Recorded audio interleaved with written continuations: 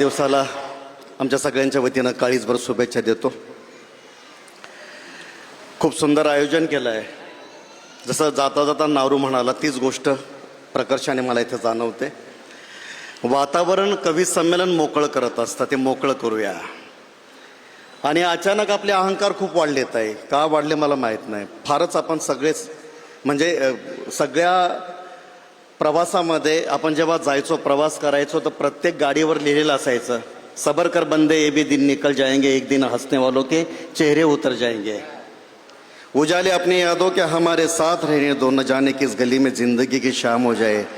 ताई आज एक ट्रक जवळून गेला आणि त्याच्यावर वाचलं मी, बघतोच काय रागानं कट मारलं वाघानं. असे वाघ निर्माण झालेत ना.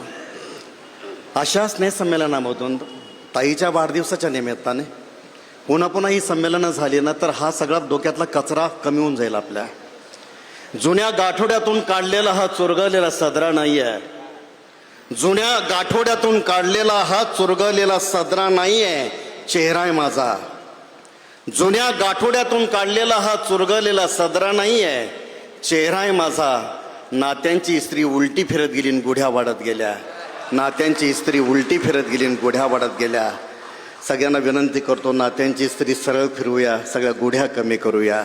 माय मावल्यांसाठीची पहिली रचना सादर करतो. तुझा हात परीस माझा लोखंडी गझुला,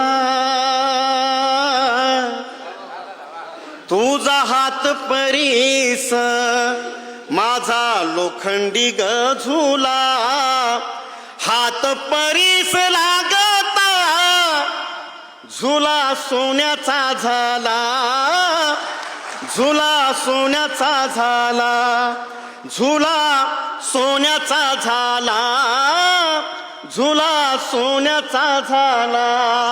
तू मधाळ मधाची गोडी, तू मायेची दिवाळी, चूल पेटली पेटली, तुझ्या नशिबी सदाची होळी. कोण्या येड्या सटवाईन तुझं करम लिवाला, तुझं जगन मरण चार भिंतीत चिनल. टाक टाकून गेली नाही वाटली तिला लाज, टाक टाकून गेली नाही वाटली तिला लाज.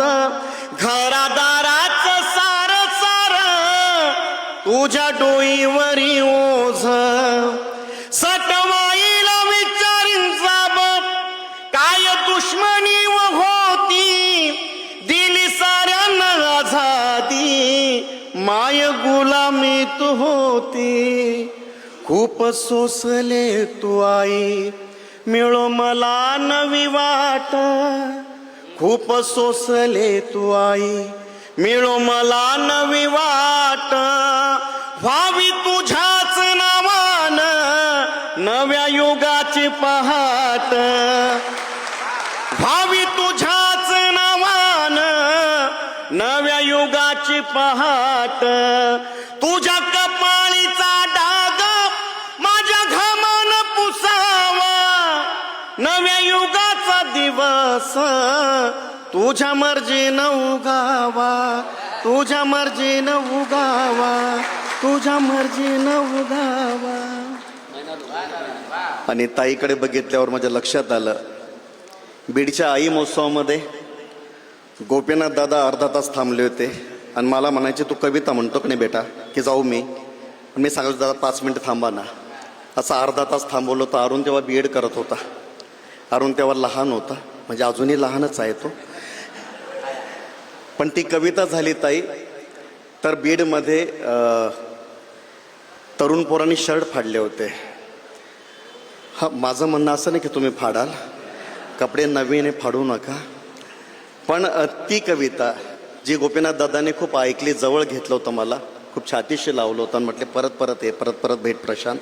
ती कविता तुमच्या पुढे ठेवतो की एक कप एकच कॉफी तुला मला पिण्यासाठी.